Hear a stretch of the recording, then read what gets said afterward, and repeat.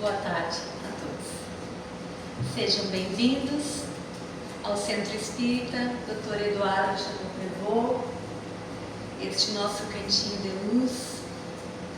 Que a paz de Jesus esteja conosco, que possamos nessa tarde abrir as nossas mentes e os nossos corações para refletir sobre mais uma passagem do nosso Evangelho segundo o Espiritismo. Então vamos fechar os nossos olhos para fazer uma prece de abertura, nos recostarmos em nossas cadeiras, respirar profundamente e assim nos conectarmos a Deus, que é nosso Pai de amor e misericórdia, a Jesus, nosso mestre amigo, nosso orientador de todas as horas. Pedir a Dr. Eduardo Chapecó e a espiritualidade amiga que aqui se encontram, que estejam conosco nestes momentos, nos auxiliando para que possamos ter entendimento das tuas palavras, mestre amigo. Pedimos pela fluidificação das águas que foram trazidas, que nelas possam ser colocados os fluidos salutares para o pronto reestabelecimento daqueles que dela fizerem uso. Pedimos que permaneçam conosco, agora e sempre, que assim seja. Então o tema que nós vamos abordar hoje, nesse primeiro momento, pode parecer desafiador. Não foi por acaso que Allan Kardec, o codificador da doutrina espírita, incluiu esta passagem no capítulo 23 do Evangelho segundo o Espiritismo, chamado Estranha Moral ou Moral Estranha em algumas versões. Nas segundas-feiras estudamos o Evangelho em sequência e hoje vamos passar pelos capítulos, os versículos de 9 a 14, sob o título Não vim trazer a paz, mas a divisão. Então vamos à leitura. No item 9, Jesus diz assim: Não pensem que eu vim trazer a paz à terra. Eu não vim trazer a paz, mas a espada. Em seguida, no item 10, ele diz: Acreditam que eu vim trazer a paz para a terra? Eu asseguro que não. Pelo contrário, vim trazer a divisão. E um pouco mais adiante, no versículo 11, Allan Kardec nos fala assim: Será mesmo possível que Jesus, a personificação da doçura e da bondade, aquele que sempre pregou o amor ao próximo, tenha dito: Não vim trazer a paz, mas a espada? Todos ficam convidados a ler todos os itens na íntegra depois, do 9 ao 14, que é o que vamos passar hoje. Mas a frase que mais nos chama a atenção aqui está no Evangelho de Mateus, capítulo 10, versículo 34, quando Jesus diz: Não vim trazer a paz, mas a espada. Como entender essa afirmação? Como conciliá-la com outras passagens em que Jesus nos fala de paz? No Evangelho de João, por exemplo, capítulo 14, versículo 27, o próprio Cristo nos diz: A minha paz vos dou. Então, como compreender esse paradoxo, essa contradição? Como pode Jesus, o Espírito mais perfeito que já passou pelo nosso planeta, afirmar que não veio trazer a paz, mas a espada?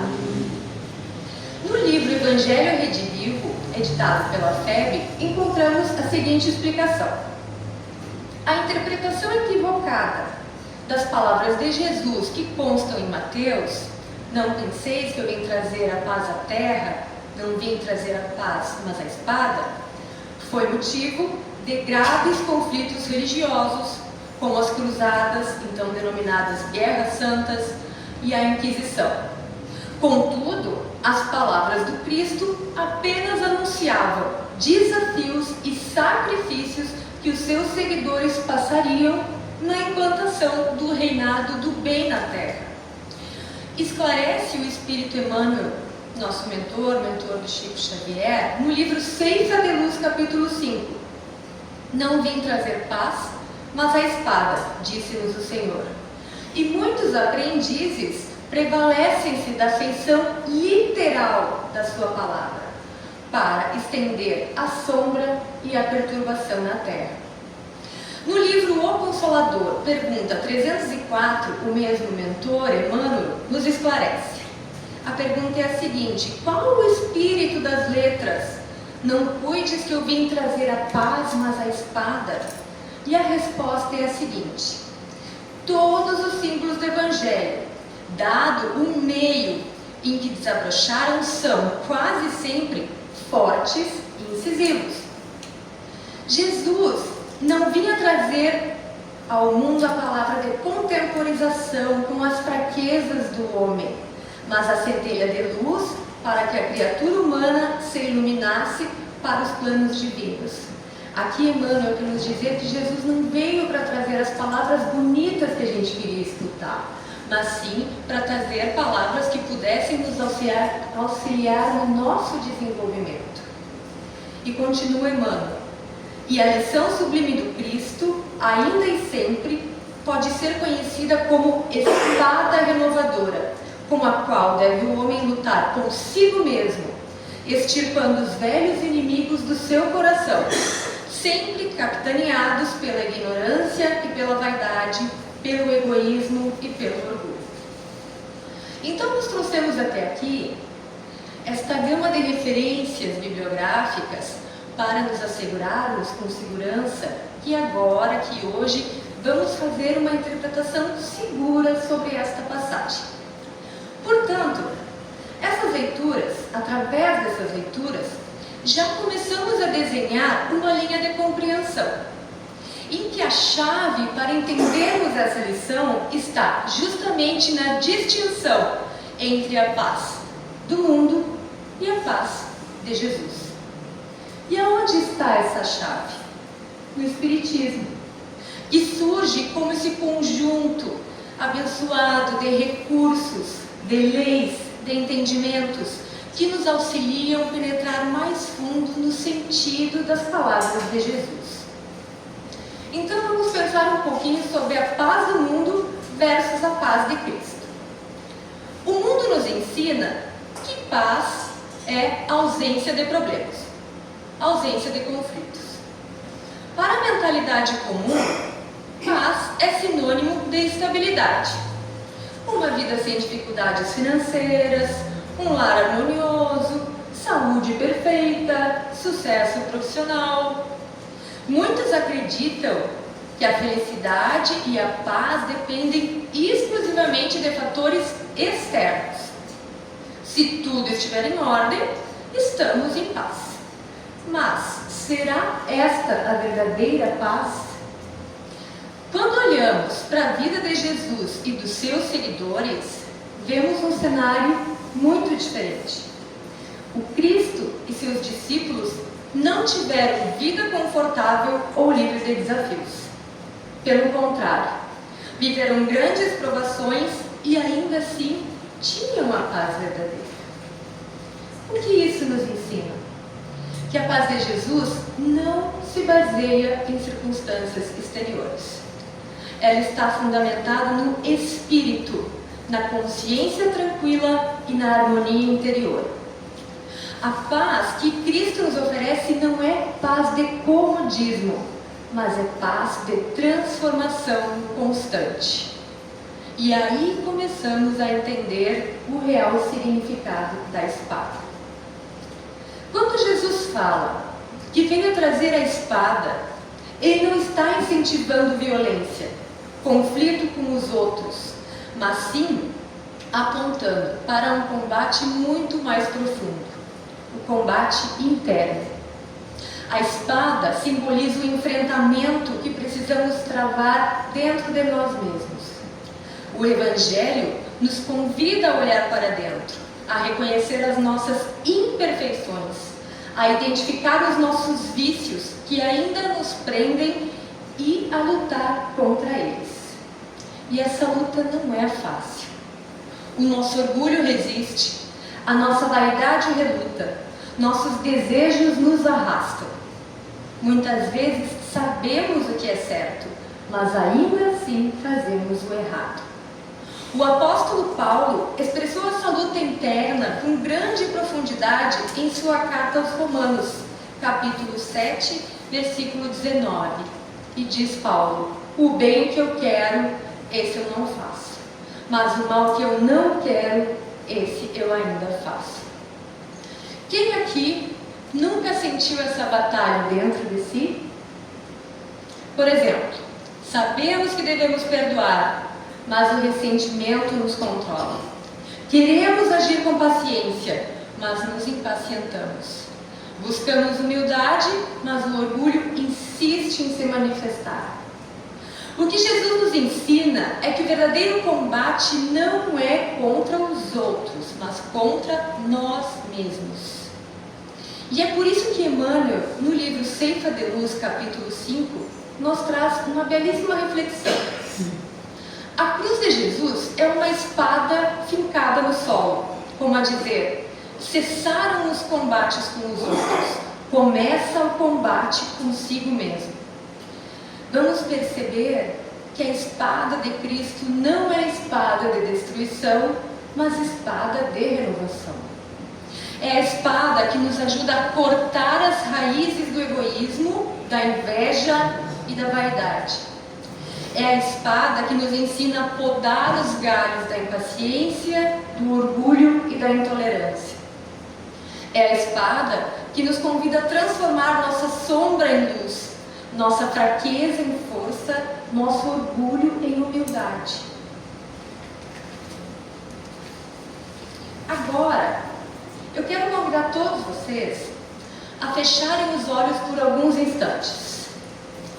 Cada um de vocês, com os olhos fechados, vai imaginar que está segurando a sua espada. Essa espada está erguida, apontada para o alto, pois estamos em defesa e em ataque. Por muito tempo, temos usado essa espada para lutar. Lutar para que o mundo exterior esteja em ordem, lutar para que tudo saia conforme o esperado, lutar para que as pessoas ajam como desejamos, lutar para que os problemas desapareçam. Temos travado batalhas para controlar todas as circunstâncias da vida, para manter uma paz que depende só do que está fora. Mas agora, Jesus se aproxima de nós e diz: não é esta paz que eu vos dou. Então, num gesto de entrega e compreensão, nós abaixamos a nossa espada e fincamos no chão. E no exato momento em que a lâmina toca a terra, o que vimos? Ela se transforma na cruz. A mesma espada que antes era símbolo de luta, agora se transforma em símbolo de transformação. A cruz, então, não é um sinal de derrota, mas de vitória. Podemos abrir os nossos olhos. Ela representa o momento em que não lutamos mais com a força do braço, mas com a força do nosso coração. Não combatemos mais com orgulho, mas com humildade. Não guerreamos com resistência, mas com aceitação. Não impomos mais a nossa vontade, mas nos rendemos à vontade de Deus. Guardemos esta imagem no coração, cada um com a sua espada, para não mais esquecermos qual a verdadeira finalidade desta passagem. Quando começamos a trilhar esse caminho de transformação, algo curioso acontece. No início, o Evangelho nos consola, mas à medida que nos aprofundamos, ele irá nos confrontar. E aqui eu vou contar uma pequena história bíblica que vai exemplificar perfeitamente. Em Apocalipse, capítulo 10, João, evangelista, tem a visão de um anjo que lhe entrega um pequeno livro. E o anjo diz a João: coma este livro. Ele lhe será doce na boca, mas amargo no teu ventre. E João então descreve a experiência. Ele comeu o livro e disse: na minha boca era doce como mel, mas ao entrar no ventre tornou-se amargo. O que isso significa? Que no primeiro momento o Evangelho nos consola, nos enche de esperança e nos dá força. Mas quando começamos a aplicá-lo verdadeiramente em nossas vidas, ele irá sim se tornar desafiador. Ele mexe com as nossas estruturas internas, expõe as nossas sombras, nos faz enxergar o que precisa ser transformado em realidade. E isso dói como um corte de espada. Mas essa dor não é de destruição, diz Jesus. É dor de cura, de purificação. Assim como um chá de boldo, amargo, que limpa o organismo, o Evangelho é um remédio para a nossa alma. Ele nos mostra que a verdadeira batalha é contra nós mesmos, contra as nossas tendências inferiores, contra aquilo que nos impede de evoluir. E se teve alguém que viveu esse processo intensamente, foi o apóstolo Paulo. No início de sua trajetória, Saulo de Tarso era um homem poderoso, influente, orgulhoso do seu conhecimento, da sua posição. Mas quando teve seu confronto com Jesus Cristo no caminho para Damasco, a sua vida mudou completamente. Saulo caiu do cavalo, símbolo do colapso do orgulho, e ficou cego por 3 dias. Essa cegueira física representa a cegueira espiritual em que ele vivia. E, ao recuperar a visão, Saulo não era mais o mesmo. Agora, ele enxergava a vida sob uma nova perspectiva. Tornou-se Paulo, o apóstolo dos gentios, o grande divulgador do Evangelho. Mas a sua caminhada foi, a partir daí, repleta de desafios, perseguições, prisões e muitas dificuldades. E ainda assim, Paulo escreveu aos Filipenses, capítulo 1, versículo 30. Tenho travado o bom combate. Que combate era esse? O combate contra o velho Saulo, contra suas próprias imperfeições, contra o orgulho que ainda lhe restava. E essa é a luta de todos nós. A cada dia somos chamados a vencer o nosso velho eu, a renunciar ao orgulho e a cultivar a humildade, a deixar o egoísmo e aprender a servir, a superar a vaidade e a buscar simplicidade. O verdadeiro discípulo de Jesus não luta com as armas do mundo. O verdadeiro discípulo de Jesus, então, não fere, não agride e não impõe. A espada que Jesus nos oferece é a espada de amor, de renúncia, de paciência e sacrifício. É uma espada que não destrói, mas transforma. E essa transformação começa dentro de nós. E se hoje sentimos essa inquietação, se percebemos que há uma batalha interna acontecendo dentro de nós, não desanimemos. Isso é um sinal que estamos progredindo.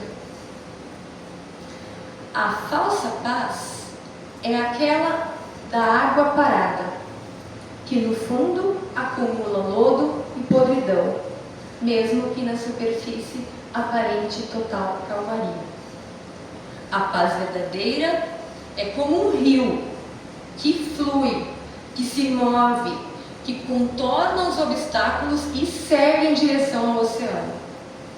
Que possamos, todos nós, assumir o bom combate. Que possamos usar a espada que Jesus nos trouxe para nos libertar de tudo que nos prende às ilusões. E que no final desta jornada possamos dizer, tal qual Paulo: combati o bom combate, completei a carreira, guardei a fé. Que Jesus nos abençoe e nos fortaleça nesta caminhada. Que assim seja. Então vamos fechar os nossos olhos mais uma vez e agradecer a Deus por mais este dia em nossas existências, pelo presente desta reencarnação, por todos que estão conosco nesta caminhada e por todos os recursos que o Senhor disponibiliza para cada um de nós, Mestre amigo. Que possamos nos fortalecer, sentir o Teu amparo a todo momento, para seguir a nossa caminhada, trilhando com fé, com esperança e nos modificando sempre para o bem e para o melhor. E neste ímpeto pedimos que permaneçam conosco, nos inspirando e orientando, agora e sempre, que assim seja.